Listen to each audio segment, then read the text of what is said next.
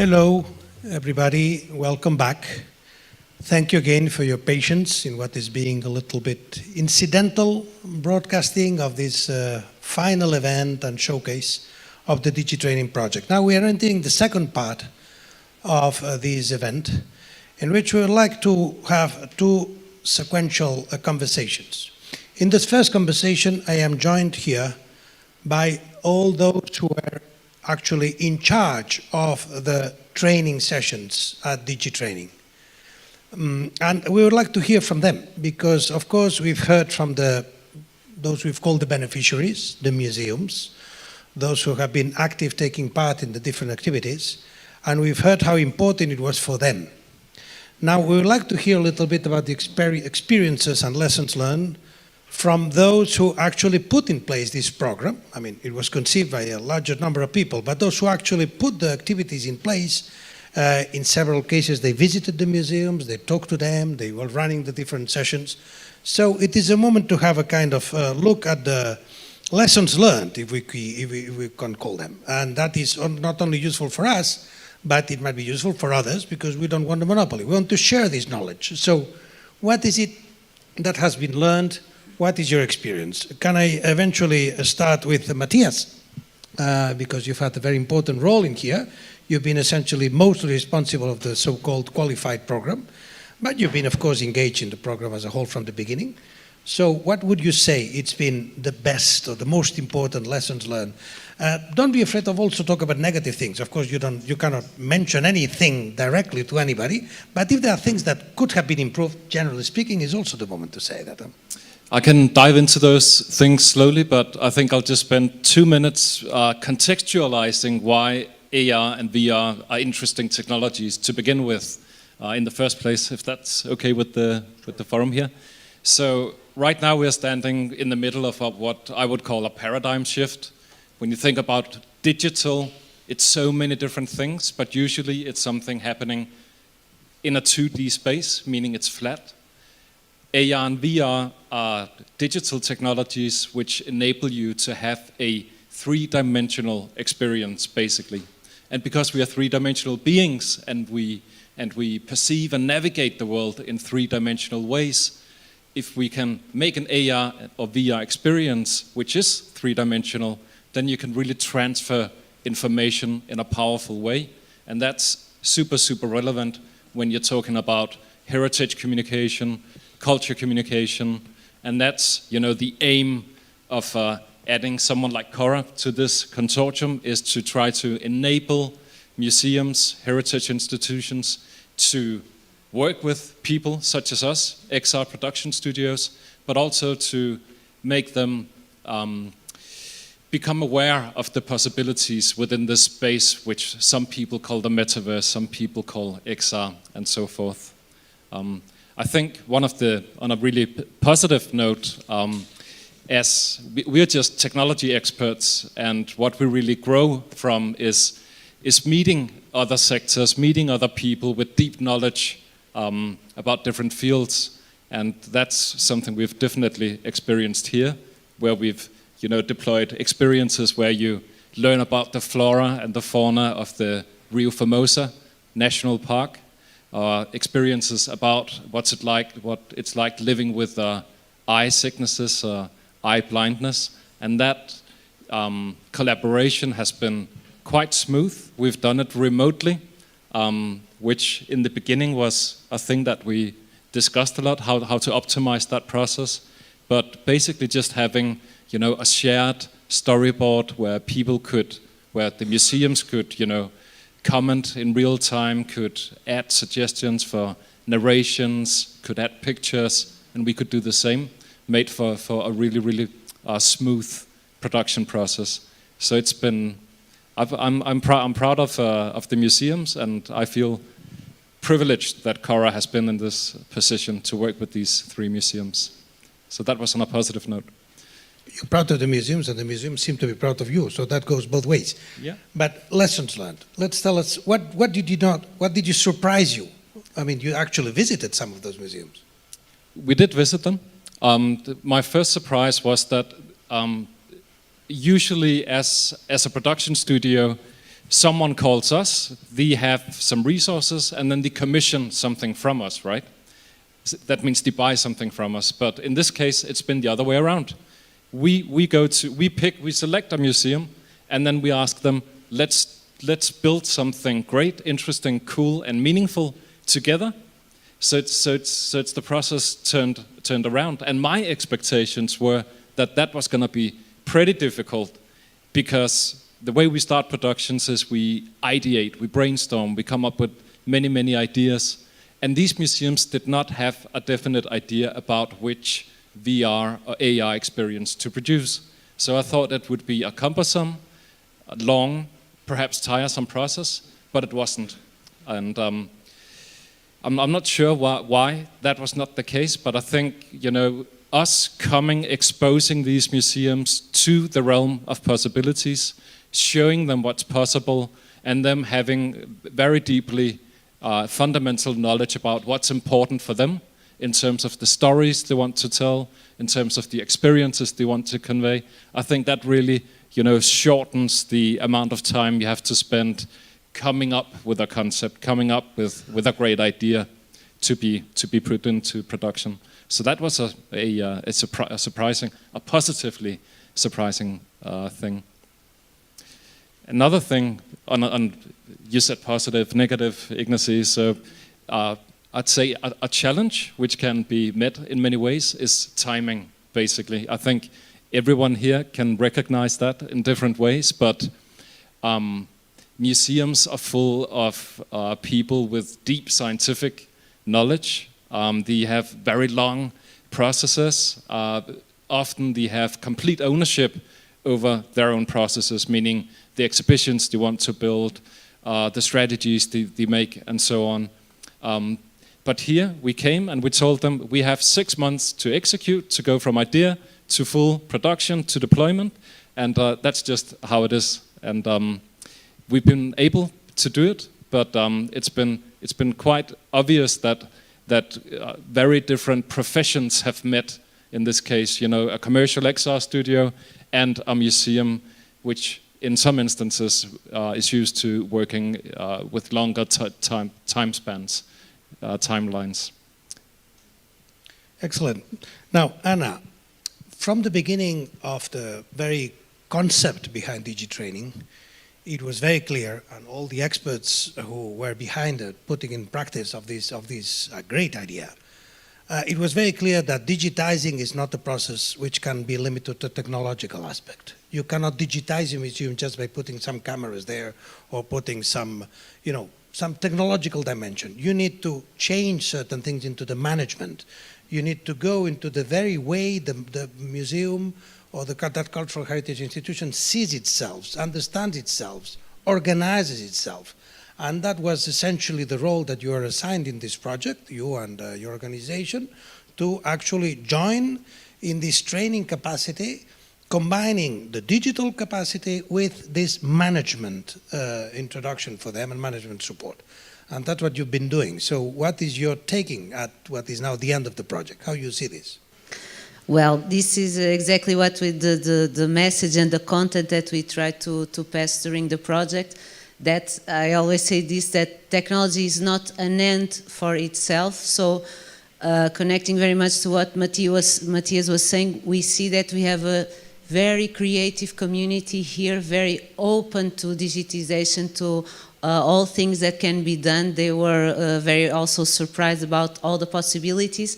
And we came a little bit to talk about the other side, that it will not work if there is only one person with a very specific type of training in an organization, because many things inside the organization need to change, new competencies need to be developed, and it's not just about hiring someone with a very specific profile.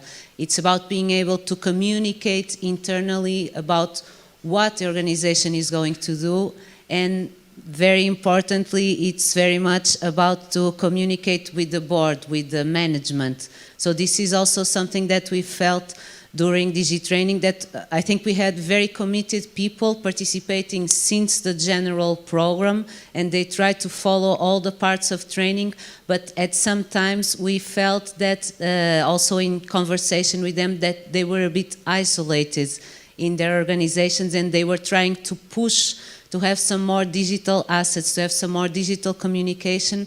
But again, this requires for also a different approach in terms of communicating with the audiences, of providing content, because people want to select their content, the way they view it, the way they experience the museum. So this requires that all the staff of the museum, all the structure and the way the service of the museum is provided. We learned from this experience that change takes time in the organization. So you cannot just go there and drop something and say this is going to change from one day to the other.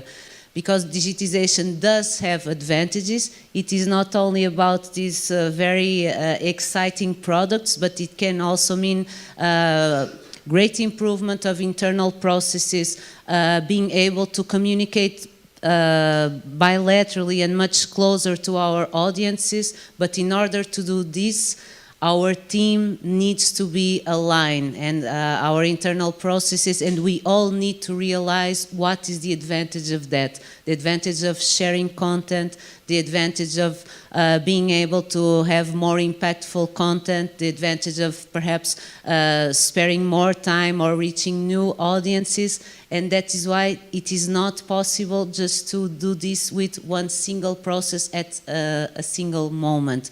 So in terms of lessons learned, I would say from our side there are two main lessons. First, that this is a great community with lots of ideas, and many museums, they know what they want to do, and I was very much impressed that museums know the impact they want to create. They are not necessarily concerned about showing their paintings or showing their works, but to create an impact in the community around, and if possible in the rest of the world. They do have a message. On the other hand, the problems or the challenges that exist in museums, they exist in companies, in associations, in universities, everywhere. We never have enough time.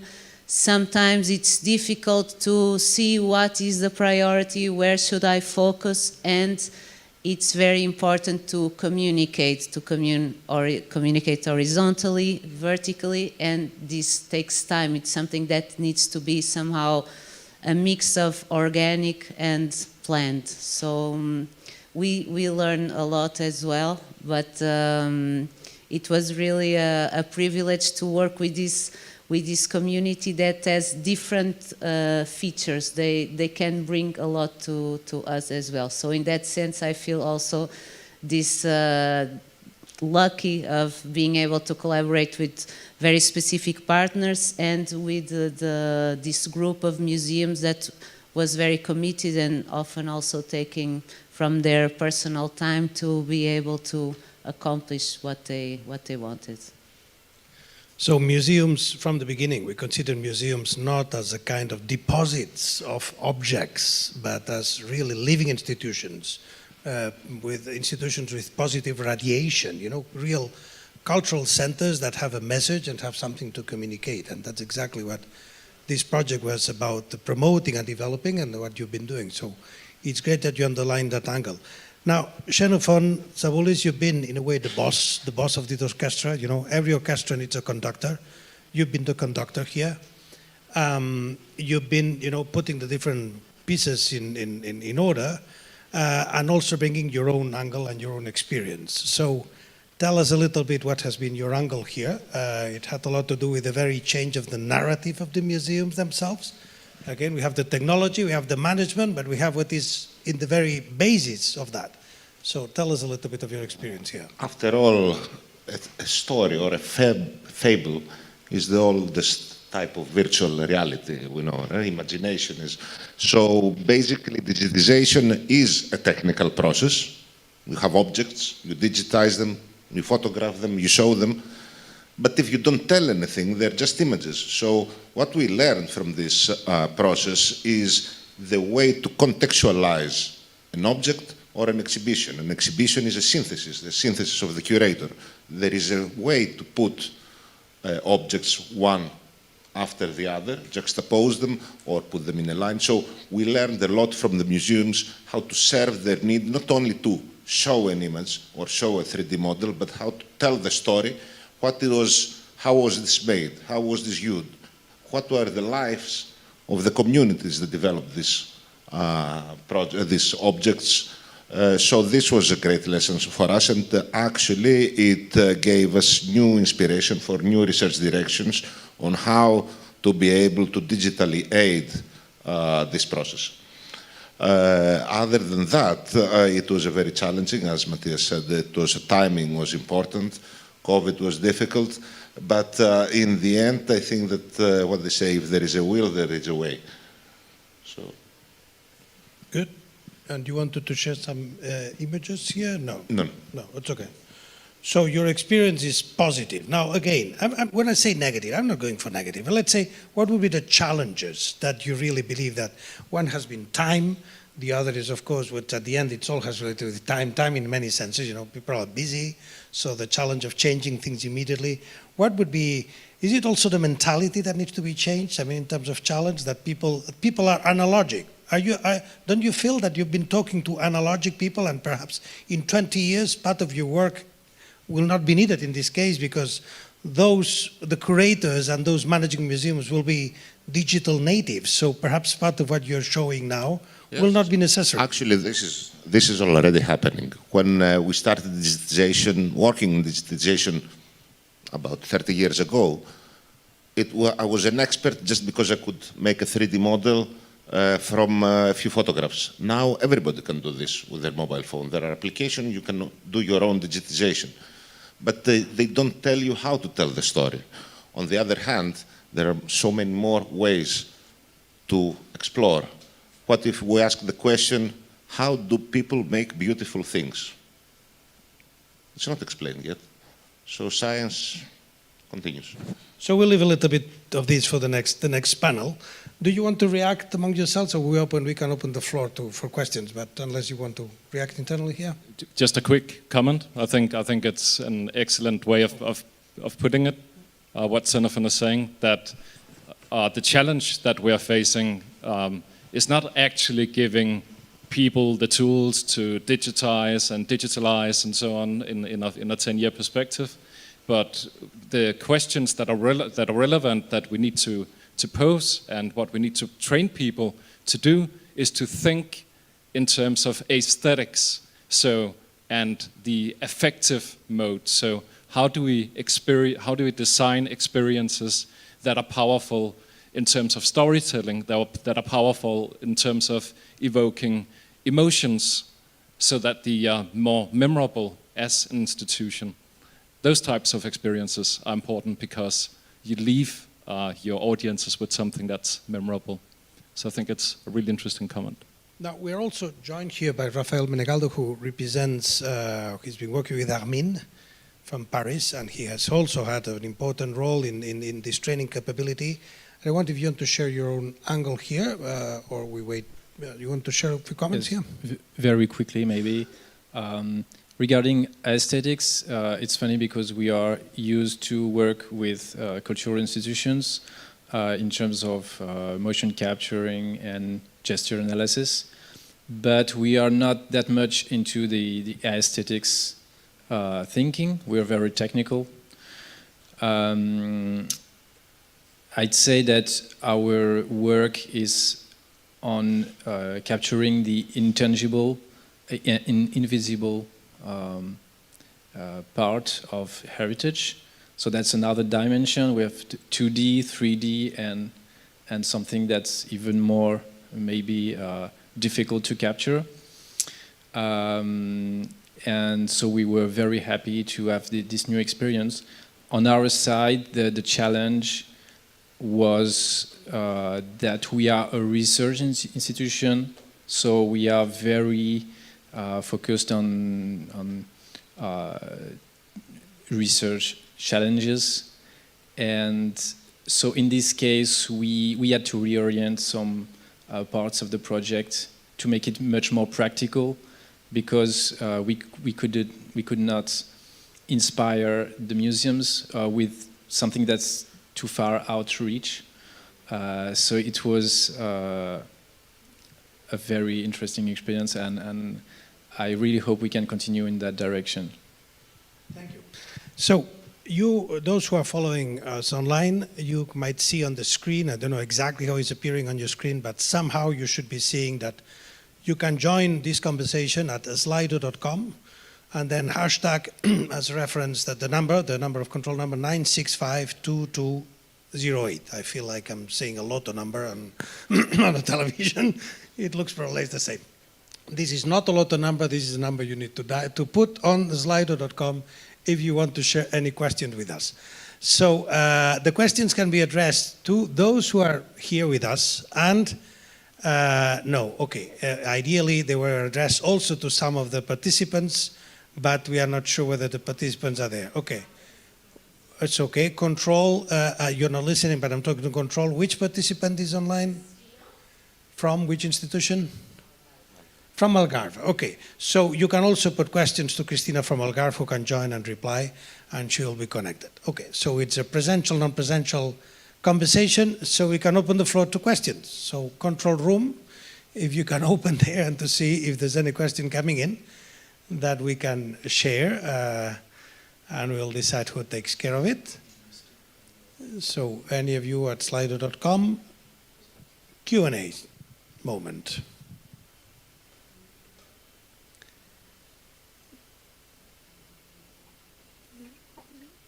Let's see. I'm sorry, but could you put the number again?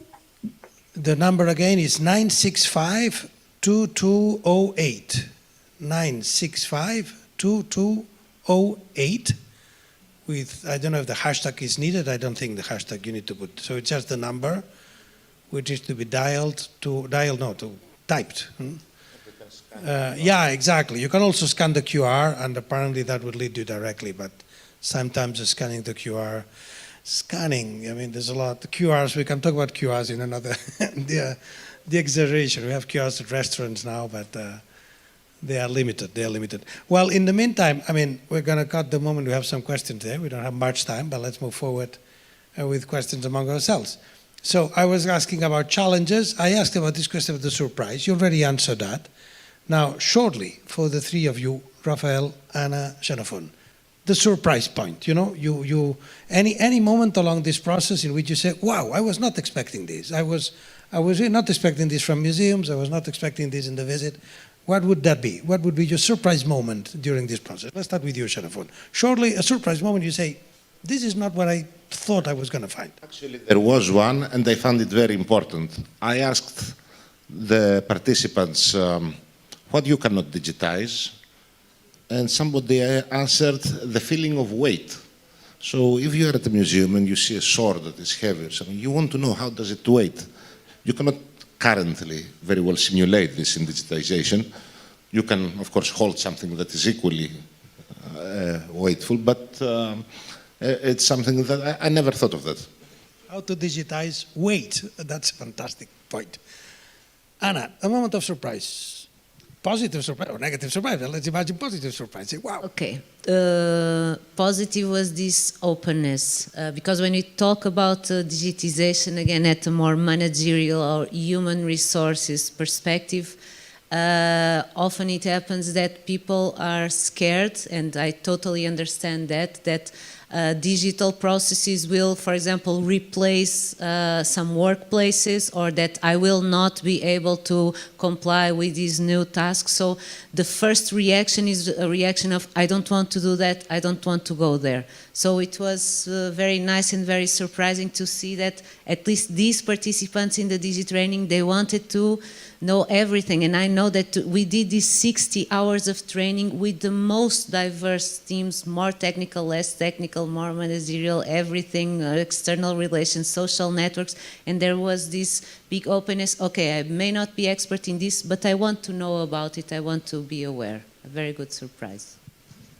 Fantastic. Raphaël, do you have a moment of surprise? Yes, I had two moments of surprise. First one was in the first phase when we taught the 80 or I don't know 90 institutions, and I was surprised by the interest they showed for every subject which taught them, and I was expecting more disinterest from I don't know, half of the public. I was expecting like, okay, that's interesting, but it's not my job, it's not what I'm doing.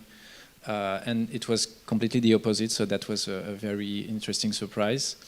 And the other one is, I have never worked with museums before, even though my team has. And I was very surprised by the diversity of profiles in the teams when we worked in the next phase. And by how many people were technical on different, so I was afraid of not having the good person to talk to, and it was the opposite, even in very small structures. So it was a very interesting surprise also. Excellent. Also good demonstration that this project has been about different cultures talking to themselves. Not only about culture, but different cultures, different people from different backgrounds, not only different countries, but different professional backgrounds, putting all together around this. Now we are having some questions are coming in.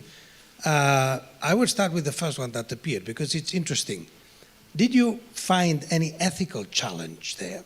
I mean, as any of you could you think of anything that relates to the ethical dimension, say, this could be a little bit, from any principle, it can be on rights perspective, it can be on the way you manage this, or that opens a way which we can perhaps leave for the second panel, but opens an issue regarding the future. So, Xenophon, you're saying yes?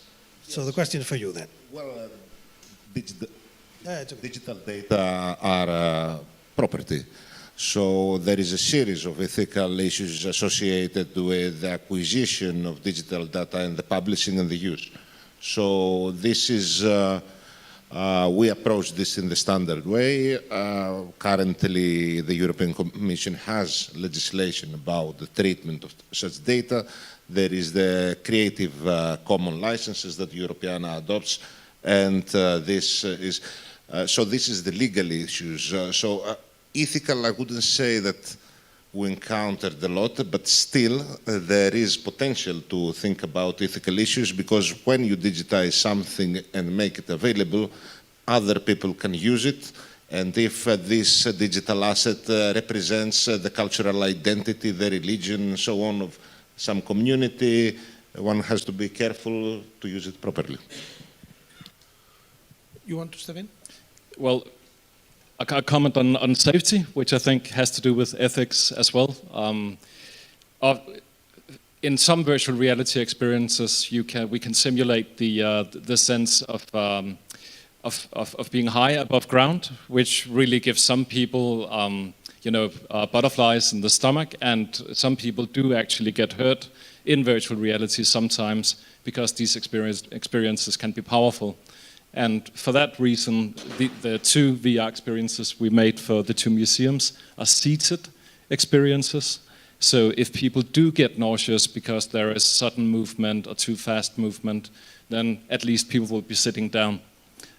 So that's always something that we think about when designing for something powerful. Oh my God, think of the metaverse being hurted in the virtual reality. You just open something that it would open for hours, you know? You can be hurted virtually, but you're actually hurt. So yeah, the metaverse, I'm impressed, but that would be a much longer conversation. Great, Raphaël, you want to, because I will still like to take another question. Yes, please. Very quickly, in motion capture, we always have the ethical issue because we are working with human data. So that's a very broad question. Yeah. Excellent. Now, Mark is asking, is there a network that facilitates this capacity development provision on a long-term basis?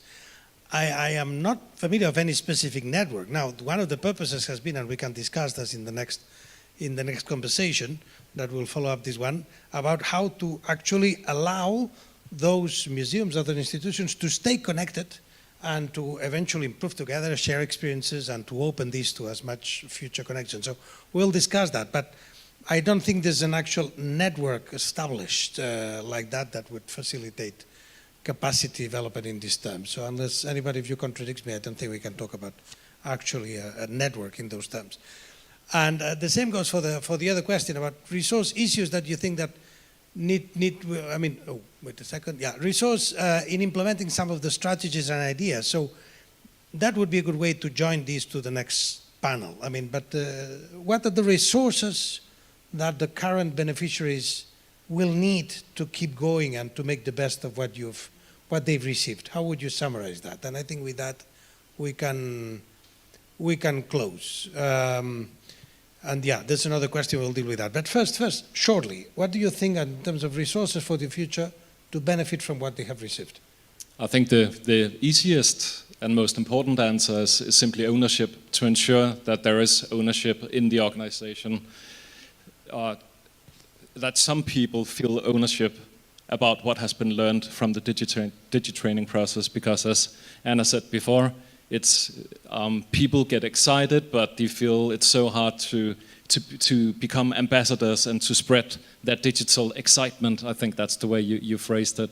But there are mechanisms that you can use to ensure that someone has ownership over a project on a longer term basis. And I think that's important, because if you feel ownership, then it's easier for you to continue doing activities that are relevant to increase the longevity of these activities. Now, Eloy is asking a question for which I will have a kind of short answer, saying it is absolutely true. All this has benefited directly a number of museums, and it has left outside another number of museums who actually applied for this program and could not benefit from it. We did our best to take as many museums as possible into the general program, but we could not take everybody into the specific and qualified program. So what could we say to them? I mean, specifically, will they have a chance? The first thing I can tell you is that, yes, a large part of this team is waiting for the opportunity to keep going this work in another call. Of course, we are not supposed to be here doing advertising for a project that has not been approved by the European Commission yet, but we do expect the European Commission, hey, European Commission, are you listening? We would like you to approve our proposal for a new project, which you have in the pipeline, and eventually, if that project is approved, we'll be able to keep doing the amazing work that we've been doing up to now. But now it's not on us, it's on your pipeline, and if you're listening and you approve it, a lot of museums benefit from it. Now, of course, we don't have the monopoly of this, and other people are doing this effort. I am very sure that a lot of people, I mean, I know for sure, that a lot of people across Europe understands the importance of this and is working in this field. And with this, I would, unless you want to join, I'd like to close and move into the second. Yeah. 1 minute. Still for those, you can always, everybody will have access to the training contents of Digi Training, and this was our aim also with the general program. At least you will have this overview of what exists and what is possible, and then you can reach others, collaborate with others, and you will know the type of service or asset or change that you want, so you don't have to do everything by yourselves. So all beneficiaries and non-beneficiaries can still go back to the contents and get a lot of it, I think.